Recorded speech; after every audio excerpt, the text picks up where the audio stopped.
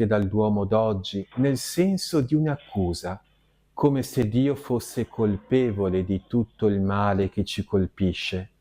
Quante volte, purtroppo, capita di sentire chi si scandalizza di fronte all'apparente silenzio di Dio. Se fu sorprendente l'atteggiamento di Gesù, non meno sorprendenti furono le sue parole. Prima di tutto Gesù rimproverò gli apostoli e disse: «Perché avete paura? Non avete ancora fede?» Umanamente parlando, sono giustificate tutte le paure di fronte a situazioni di vario genere che sfuggono al nostro controllo, ma non per chi ha veramente la fede che comunica la sicurezza di Dio. Certo, è difficile giungere a questo grado di fede. Aver fiducia è forse la cosa più difficile. È più facile fare penitenza, digiunare, compiere opere di misericordia, ma un atto di fiducia è la cosa che costa maggiormente alla nostra natura umana. Ma è quanto Gesù ci chiede.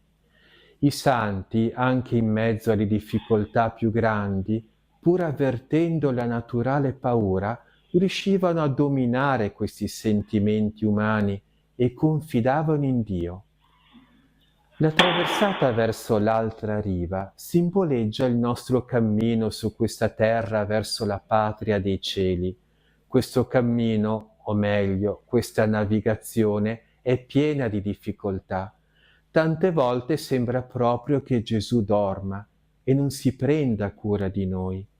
In quei momenti rinnoviamo la nostra fede nella presenza di Gesù e nel suo provvido amore. Poi Gesù sgridò il vento e disse al mare: «Taci, calmati». Questi imperativi, rivolti contro le forze della natura, li ritroviamo negli esorcismi compiuti da Gesù e denotano la potenza della sua divinità. Gli apostoli si convinsero di trovarsi di fronte a una manifestazione divina. Il miracolo operato da Gesù dimostrò chiaramente che Gesù è il Figlio di Dio. Per gli ebrei, infatti, solo Dio ha potere sugli elementi della natura. Gesù è il Figlio di Dio e non c'è potenza avversa che gli possa resistere. Il miracolo della tempesta sedata è stato molto commentato dai padri della Chiesa. Uno di questi, il celebre Sant'Agostino, scriveva che la barca è figura della Chiesa. Essa viene sballottata dalle persecuzioni e dalle tentazioni, mentre il Signore tollera pazientemente tutto questo. Anzi, a volte sembra che dorma, finché, scosso finalmente dalle preghiere dei santi, pone un freno a questi mali e rende ai suoi la tranquillità. Seguendo le parole di Sant'Agostino, anche noi siamo chiamati a svegliare Gesù con la nostra incessante preghiera, in modo che il male non prevalga nel mondo.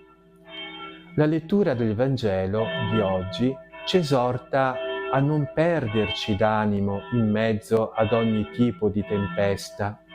Gesù è con noi e non permetterà mai il naufragio. A grandi pericoli, grande fede. E ora, cari fratelli e sorelle, vogliamo terminare con la preghiera al Sacro Cuore. O Cuore Santissimo di Gesù, fonte di ogni bene, ti adoro, ti amo, ti ringrazio e, pentito vivamente dei miei peccati, ti presento questo povero mio cuore. Rendilo umile, paziente, puro e in tutto conforme ai desideri tuoi. Proteggimi nei pericoli, consolami nelle afflizioni, concedimi la sanità del corpo e dell'anima, soccorso nelle mie necessità spirituali e materiali, la tua benedizione in tutte le mie opere e la grazia di una santa morte. Amen.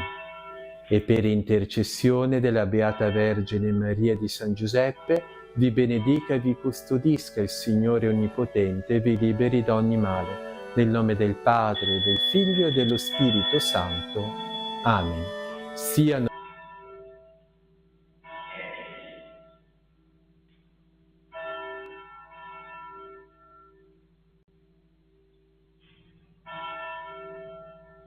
alla pagina 67,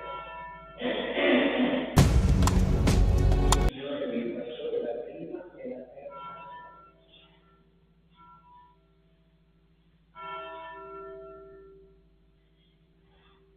Il Signore è il mio pastore, nulla mancherà mia vita, in felicidade mi pace. Mi diceva guardi le acque, forse andati per valle oscure, non avrò alleluia alcuna, perché mi sei vicino, mi sostieni col tuo incanto.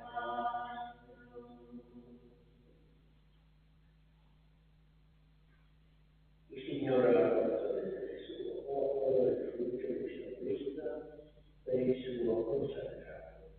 Salva il tuo popolo, Signore, benedici la tua verità, sii il loro pastore e sostegno per sempre. Nel nome del Padre, del Figlio e dello Spirito Santo. Amen. La pace, la santità e la fede da parte di Dio Padre del Signore nostro Gesù Cristo siano con tutti voi. Oggi, celebrando la vittoria di Cristo sul peccato e sulla morte, siamo chiamati a morire dal peccato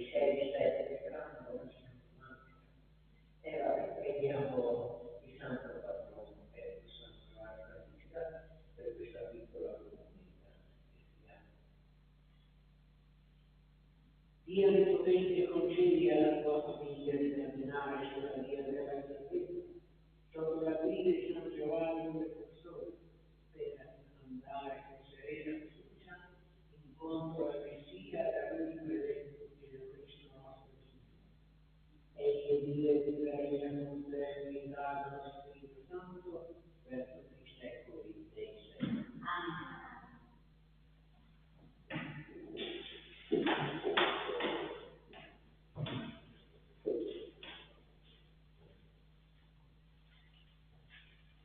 Dal libro di Giobbe. Il Signore crede dire a Giobbe in questo uragano. Chi ha chiuso tra le porte del mare quando usciva impetuoso dal serpentino, quando io lo vestivo di lutti e lo lasciavo in una nuvola oscura, quando io fissavo un limite. Vi ho messo per il cielo e due volte dicendo: fin qui giungerai e non oltre, e qui ti frangerà l'orgoglio delle tue onde. E parola di Dio. Rendiamo grazie a Dio. Salmo responsoriale. Ripetiamo insieme. Rendete grazie al Signore, il suo amore è per sempre. Rendete grazie al Signore, il suo amore è per sempre. Coloro che scendevano in mare sui navi e commerciavano sulle grandi acque, videro le opere del Signore e le sue meraviglie nel mare profondo. Rendete grazie al Signore, il suo amore è per sempre. Egli parlò, e scatenò un vento burrascoso, che fece alzare le onde. Salivano fino al cielo, scendevano negli abissi, si sentivano venir meno nel pericolo. Rendete grazie al Signore, il suo amore è per sempre. Nell'angustia gridarono al Signore, ed egli li fece uscire dalle loro voci. La tempesta fu ridotta al silenzio, tacquero le onde del mare. Rendete grazie al Signore, il suo amore è per sempre.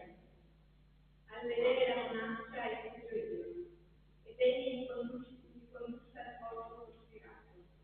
Ringrazio il Signore per il suo amore, per le sue meraviglie a favore degli uomini. Rendete grazie al Signore, il suo amore è per sempre.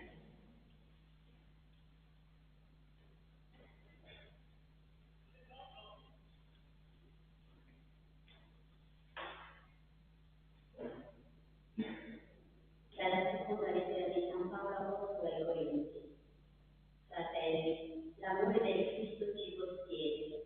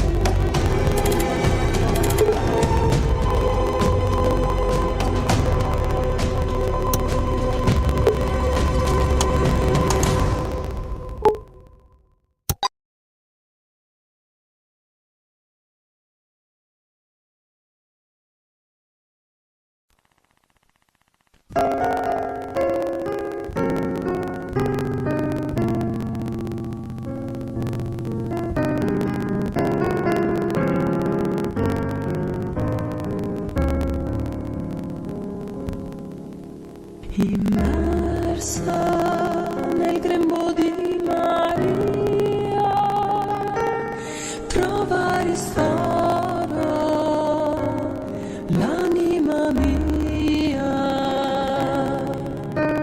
strappa la mia vita dalla morte, madre dei poveri, conforto dei miseri. Solo i puri ti cercano, docili allo spirito. Solo i puri ti cercano, docili allo spirito. Maria, prendi presto la mia mano. Maria, portami al tuo Gesù, prodigio d'amore, sollievo nel dolore, speranza degli umili, regina del mio cuore. Maria, prendi presto la mia mano. Maria, portami al tuo Gesù, la madre che cercavo sei tu, l'amore che aspettavo è in te. Maria,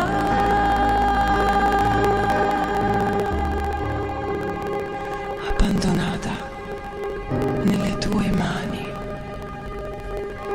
La vita mia riposa nella pace.